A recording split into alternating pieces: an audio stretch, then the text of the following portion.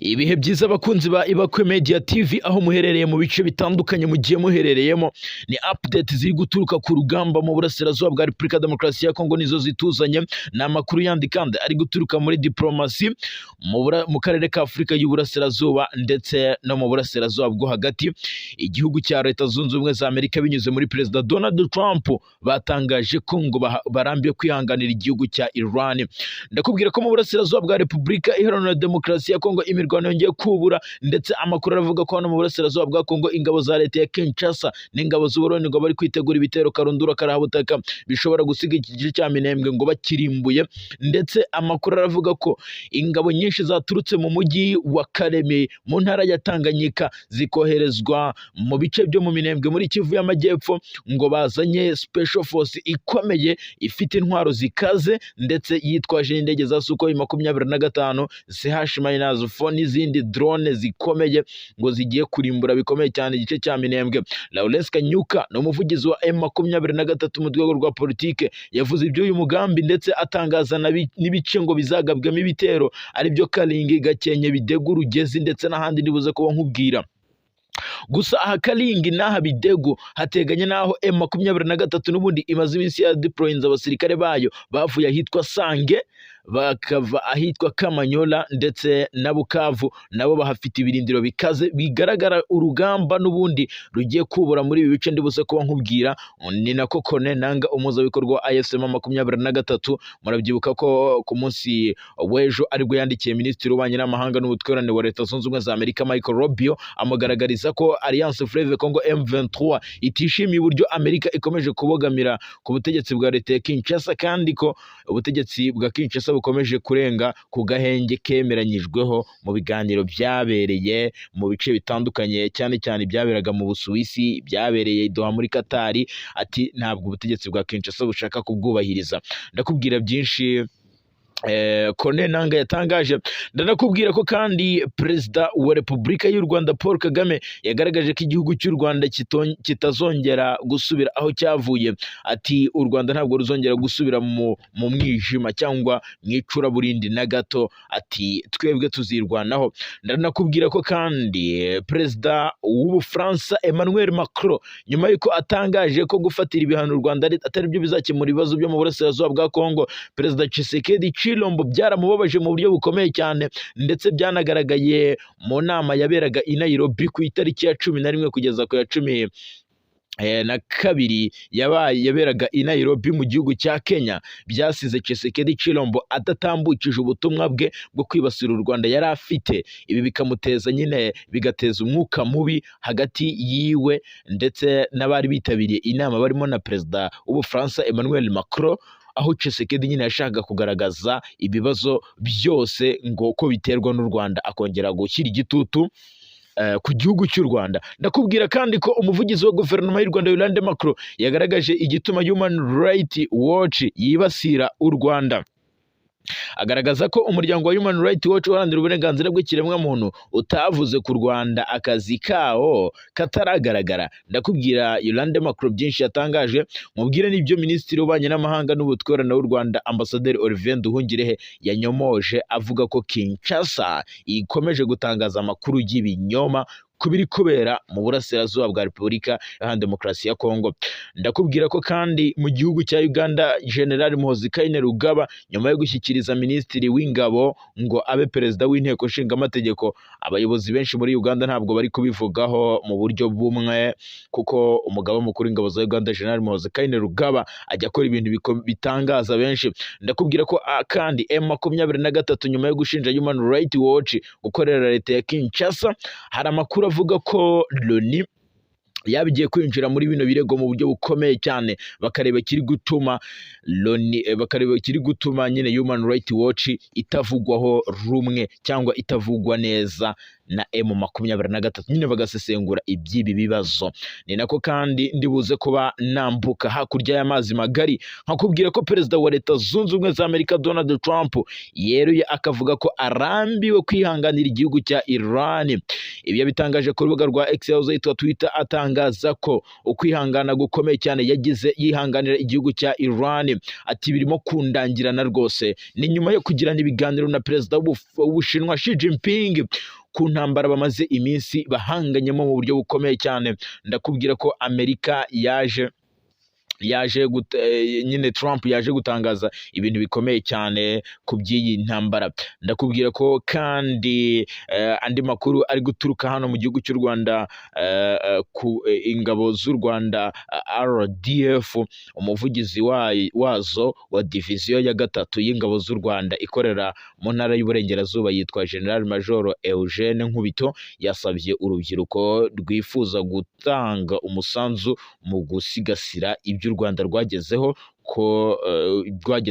no kubyongera, bagomba kwirinda nyine kunywa urumogi no guta ishuri ndetse n'ibindi. Ndakubwira ibyo Nkubito yongeye gutangaza hariya mu Burengerazuba. 5 ibyo byose reka nze byinjiremo, ariko hasi kora subscribe niba utarayikora kugira ngo tujye tubana mu makuru yose tukugezaho umunsi ku wundi nkaya.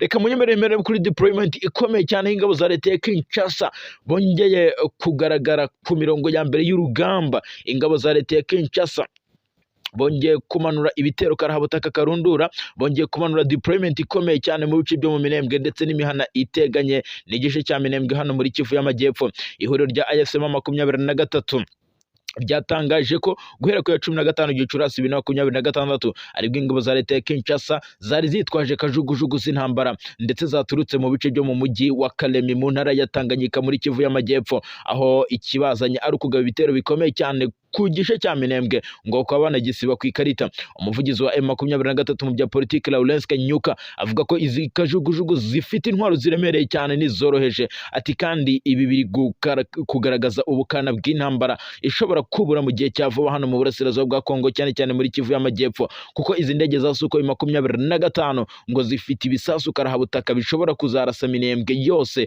ngikangirika. AFC 23 yanagaragaje ko mu gihe amahanga akomeje kwenyegeza iby'ibi bitero umuryango mpuzamahanga ukabiceceka, ngo bazakomeza kwamaganira kure iby'ibi bitero ndetse bakarinda abasivili bose bakomeje kugabwaho ibyo bitero. Ati ntabwo tubyumva neza. Ni nako umuhuzabikorwa wa AFC 23 yagiye abitangaza. Konenanga ndetse n'umuyobozi wungirije wa M23 ushinzwe bya politiki na diplomasi n'imiyoborere yitwa Bertrand Bisimwa yagaragaje ko niba ntacyo abahuza bakora, ubu bushotoranyi bwa Kongo bushobora kuzasiga icuraburindi rikomeye cyane ndetse n'akaga gakomeye cyane uburasirazuba bwa Repubulika ya Demokarasi ya Kongo hatagize igikorwa.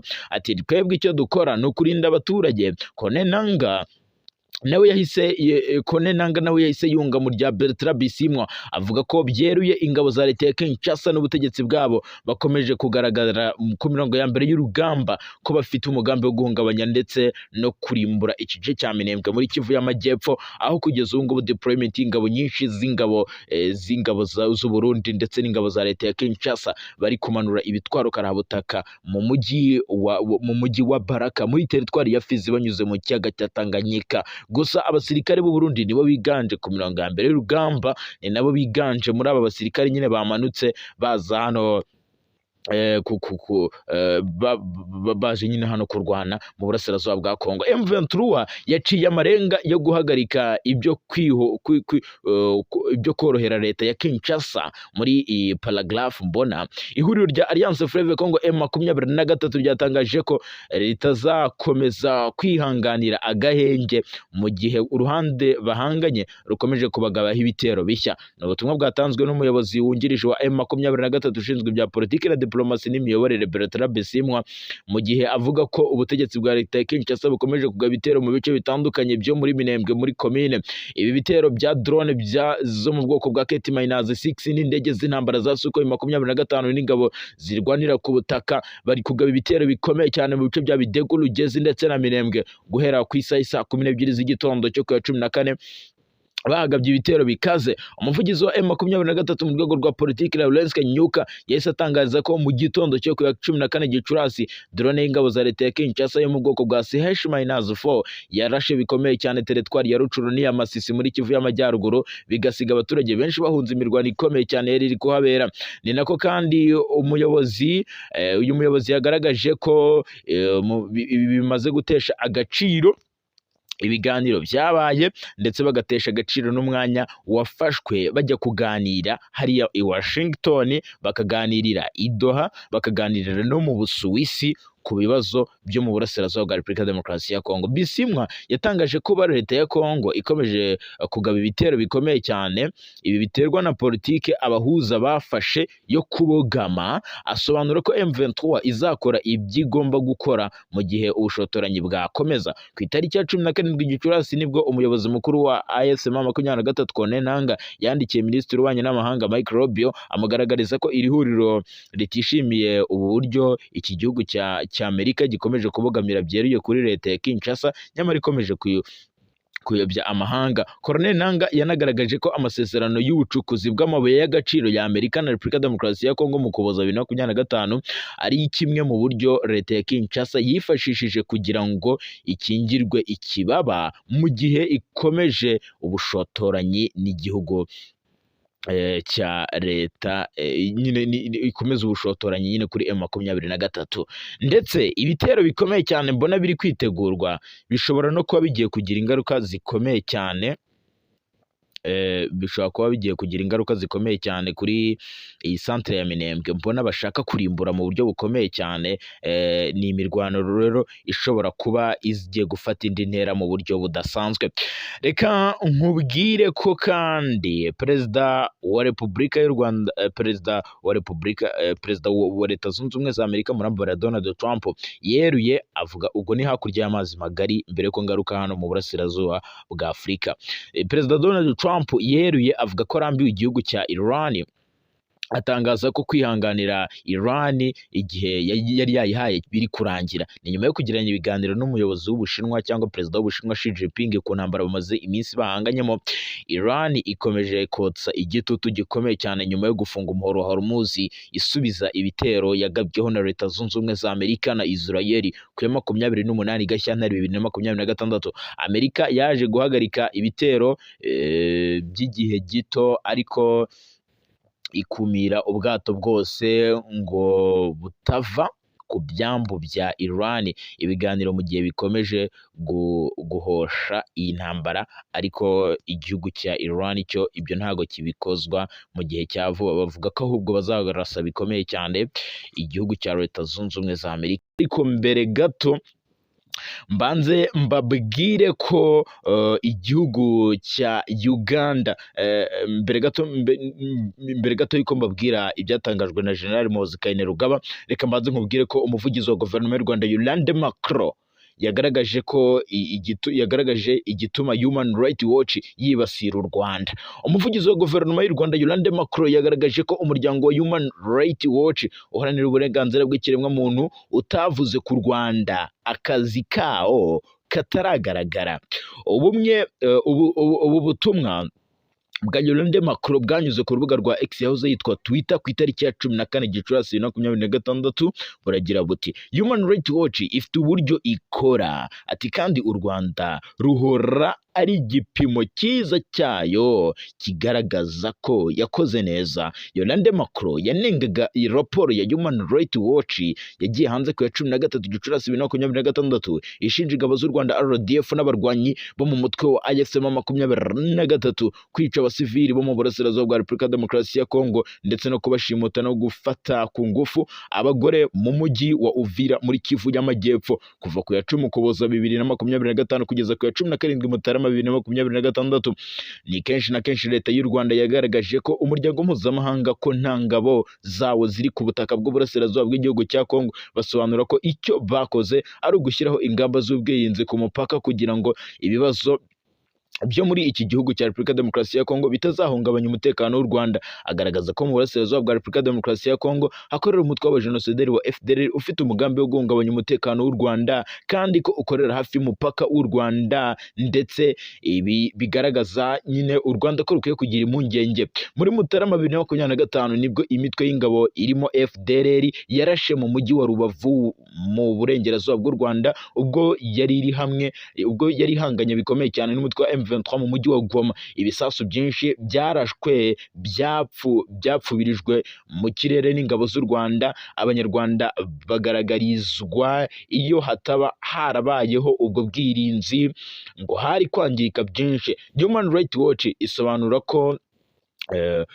ko mu bo waganiriye nabo harimo n'abayobozi bo mu Burundi n'aba Repubulika Demokarasi ya Kongo, barimo n'abasirikare bakuru ndetse n'intumwa nyine zari zaturutse Kinshasa n'Igitega. Raporo yawo rero ishidikanywaho cyane kubera ko abo bahanganye n'abarwanyi ba M23 mu bice birimo imirwano. Human Rights Watch yahise isaba ko nyuma y'iri perereza ivuga ko yakoze muri Werurwe 2026 hakorwa irindi perereza n'irindi genzura kugira ngo hagaragare ukuri kw'ibyaha byakozwe muri 2025. Ibyo bigashimangira rero ko itizeye nyine amakuru yayo yatangaje muri iyi raporo, nk'uko Yolande Macron yabitangazaga. Icyicaro gikuru muri Leta Zunze Ubumwe za Amerika, umuryango nyine ufite icyicaro gikuru muri Leta Zunze Ubumwe za Amerika wibasiye u Rwanda nyine wifashishije amakuru y'ibinyoma nk'ayo, kuko muri 2017 murabyibuka Human Rights Watch yanagaragaje ko ku itariki ya 13 Nyakanga 2017 Abanyarwanda 43 bo mu burengerazuba bw'u Rwanda bishwe, bamwe barashwe n'abapolisi, abandi babanza gukubitwa, ndetse hari n'ababuriwe irengero bashinjwa ubujura. Iyi raporo yiswe all thieves must be killed yatumye rero komisiyo y'igihugu ishinzwe uburenganzira bw'ikiremwamuntu ikora raporo nyayo ku itariki ya 13 Ukuboza 2024 yerekana abanyamakuru bo muri Human Rights Watch batangaje nyine ababishwe barimo n'abakiri bazima, abandi bagaragara bapfuye urupfu rusanzwe. Human Rights Watch rero inengwa kubura ubunyamwuga mu bijyanye no gutangaza raporo, kuko iyo ibigaragaye nyine ko yibeshye cyangwa ikabona ko nyine yahawe amakuru y'ibinyoma, idashobora kubyemera nyine ngo ibikosore. Ni Yolande Macron wanengaga bikomeye cyane Human Rights Watch ku makuru igenda itangaza. Umugambi wa Perezida Tshisekedi uko wapfubye ubundi, kuba warapfubye ubundi si inkuru, ariko ubundi icyari kigambiriwe ni iki muri iyi nama ubundi ku ruhande rwa Tshisekedi, dore ko n'ibyavugirwagamo byasaga nk'aho bitamureba. Ku munsi wa nyuma w'iyi nama ya Afurika n'Ubufaransa yaberaga i Nairobi muri Kenya ku itariki ya 11 kugeza ku ya 12 Gicurasi 2026, Perezida Felix Antoine Tshisekedi Chilombo yavuye muri Uganda igitaraganya, afite umugambi wo kongera kwibasira u Rwanda nk'uko yabigenjeje mu minsi yatambutse, ndetse abari bari muri Uganda mu birori byihariye bya Perezida Yoweri Kaguta Museveni n'abandi babikurikiranira hafi ndetse n'ababikurikiraniye kuri interinete bavuze ko Perezida Tshisekedi yavuye igitaraganya muri Uganda, kuko batekerezaga ko nk'abandi bakuru b'ibihugu barimo na Tshisekedi bari burangize ibi birori bagasubira i Kinshasa, abandi bagasubira mu bihugu byabo, ariko we ntiyashakaga ko iyi nama y'i Nairobi irangira atayigaragayemo ngo yongere kotsa igitutu igihugu cy'u Rwanda. Ku itariki ya 12 Gicurasi 2026 nibwo umuvugizi wa Tshisekedi Tina Salama yatangaje ko Perezida Felix Antoine Tshisekedi wa Repubulika Demokarasi ya Kongo atagiye i Nairobi kwivovota, ahubwo agiye gusaba abantu guhagarika guceceka mu gihe igihugu cyabo kimaze imyaka 30 gikorerwamo ubwicanyi kubera ubushotoranyi ngo bw'u Rwanda. Nyuma y'iminsi 2 gusa y'iyi nama irangiye, umuvugizi w'ibiro bya Perezida Felix Antoine Tshisekedi yitwa Fara Mwamba Kayowa ku itariki ya 14 Gicurasi 2026 nibwo yatangaje ko igihugu cyabo cya Repubulika ya Demokarasi ya Kongo cyitabiriye iyi nama y'abakuru b'ibihugu y'ubufatanye bwa Afurika n'Ubufaransa, kandi ngo cyasabye abantu kudakomeza guceceka ku bwicanyi bwakozwe mu myaka 30 ishize kubera ubushotoranyi ngo bw'u Rwanda. Minisitiri w'ububanyi n'amahanga n'ubutwererane w'u Rwanda Ambasaderi Olivier Nduhungirehe ni umwe mu bayobozi bari i Nairobi muri Kenya ubwo habaga nyine iyi nama yari yayitabiriye.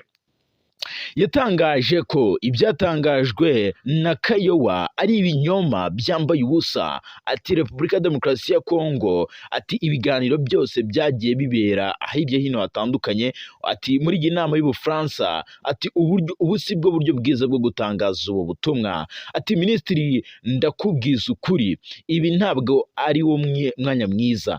Ahanini Nduhungirehe wabivugiraga muri iyi nama n'ubundi.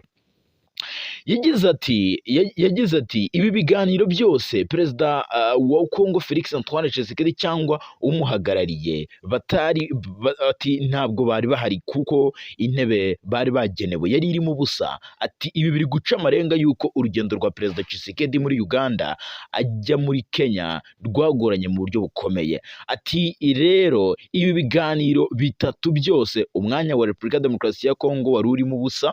Ati kubera iyo mpamvu Kinshasa ntiyashoboye kugira icyo isaba, ntiyagakwiye kugira icyo isaba muri ibi biganiro. Ati leta y'u Rwanda rero yo yahise yamagana ibi birego by'ubutegetsi bwa leta ya Kinshasa, bagaragaza ko ari ibirego bidakwiye ndetse kuko bidakwiye guhabwa agaciro, kuko ibibazo byo mu burasirazuba bwa Repubulika ya Demokarasi ya Kongo byatewe na politike mbi ya Perezida nyine Tshisekedi. U Rwanda rwasobanuye ko imitwe irimo FDLR ikorera ku butaka bw'uburasirazuba bw'igihugu cya Kongo irimo bahoze ari abo mu ngabo za EXFAR z'u Rwanda, EXFAR Interahamwe, ndetse bahawe ikaze n'ubutegetsi bwa leta ya Kinshasa kuva ku bwa Mobutu Sese Kukwendo bwari bushyigikiye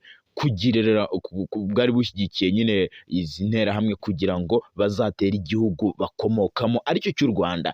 FDLR iracyakorera ku butaka bw'uburasirazuba bw'igihugu cya Kongo, n'ubu ngubu ihora igaba ibitero ku banyamulenge bavuga ururimi rw'ikinyarwanda mu burasirazuba bwa Kongo, ndetse baracyafite n'umugambi wo gutera u Rwanda ndetse no guhungabanya umutekano w'u Rwanda muri rusange. Ubutegetsi bwa Kinshasa bukomeje kuyiha ibikoresho n'ubundi bufasha bishobora kugira ingaruka zikomeye cyane ku mutekano wo mu karere ka Afurika y'Uburasirazuba. Tshisekedi ibi ntabwo yabirebaga, ahubwo we icyo yashaka ngo ni uko u Rwanda rwongera gufatirwa ibihano kugira ngo akinge ibikarito mu maso imiryango mpuzamahanga itaza kuvuga ku biri kubera ku butaka bw'uburasirazuba bw'igihugu cya Kongo. Reka munyemerere nerekeze mu makuru y'imirwano, ariko mbere gato mbanze mbabwire ko igihugu cya Uganda, mbere gato yuko mbabwira ibyatangajwe na General Muhoozi Kainerugaba, reka mbanze nkubwire ko umuvugizi wa guverinoma y'u Rwanda Yolande Macron yagaragaje igituma Human Rights Watch yibasira u Rwanda. Umuvugizi wa guverinoma y'u Rwanda Yolande Macron yagaragaje ko umuryango wa Human Rights Watch uharanira uburenganzira bw'ikiremwamuntu utavuze ku Rwanda akazi kawo kataragaragara. Ubu butumwa bwa Yolande Macron bwanyuze ku rubuga rwa X yahoze yitwa Twitter ku itariki ya 14 Gicurasi 2026, buragira buti Human Rights Watch ifite uburyo ikora, ati kandi u Rwanda ruhora ari igipimo cyiza cyayo kigaragaza ko yakoze neza. Yolande Macron yanengaga iyi raporo ya Human Rights Watch yagiye hanze ku ya 13 Gicurasi 2026 ishinja ingabo z'u Rwanda RDF n'abarwanyi bo mu mutwe wa AFC M23 kwica abasivili bo mu burasirazuba bwa Repubulika ya Demokarasi ya Kongo ndetse no kubashimuta no gufata ku ngufu abagore mu mujyi wa Uvira muri Kivu y'Amajyepfo kuva ku ya 10 Ukuboza 2025 kugeza ku ya 17 Mutarama 2026. Ni kenshi na kenshi leta y'u Rwanda yagaragaje ko umuryango mpuzamahanga ko nta ngabo zawo ziri ku butaka bw'uburasirazuba bw'igihugu cya Kongo, basobanura ko icyo bakoze ari ugushyiraho ingamba z'ubwirinzi ku mupaka kugira ngo ibibazo byo muri iki gihugu cya Repubulika ya Demokarasi ya Kongo bitazahungabanya umutekano w'u Rwanda. Agaragaza ko mu burasirazuba bwa Repubulika ya Demokarasi ya Kongo hakorera umutwe w'abajenosideri wa FDLR ufite umugambi wo guhungabanya umutekano w'u Rwanda kandi ko ukorera hafi y'umupaka w'u Rwanda, ndetse ibi bigaragaza nyine u Rwanda ko rukwiye kugira impungenge. Muri Mutarama 2025 nibwo imitwe y'ingabo irimo FDLR yarashe mu mujyi wa Rubavu mu burengerazuba bw'u Rwanda ubwo yari ihanganye bikomeye cyane n'umutwe wa M23 mu mujyi wa Goma. Ibisasu byinshi byarashwe byapfubirijwe mu kirere n'ingabo z'u Rwanda. Abanyarwanda bagaragarizwa iyo hataba harabayeho ubwo bwirinzi ngo hari kwangirika byinshi. Human Rights Watch isobanura ko mubo waganiriye nabo harimo n'abayobozi bo mu Burundi n'aba Repubulika ya Demokarasi ya Kongo, barimo n'abasirikare bakuru ndetse n'intumwa nyine zari zaturutse Kinshasa n'Igitega. Raporo yawo rero ishidikanywaho cyane kubera ko abo bahanganye n'abarwanyi ba